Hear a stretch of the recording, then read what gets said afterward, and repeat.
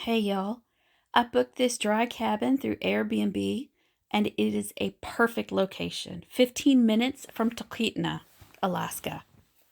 As you can see, it is just the prettiest little cabin, and that heater right there was like a sauna. That sucker was so hot we had to crack a window open. It's a dry cabin, so that means you have to use an outhouse. It's not so bad. The seat can get a little bit freezing cold, and the smell can get a little funky, but it's not as bad as summertime. There's a few more cabins on this property, but they're so far apart from each other, you really don't hear anyone else. It's very private. This property actually has a wood burning sauna, and we didn't try it, but the next time I go, I would really love to.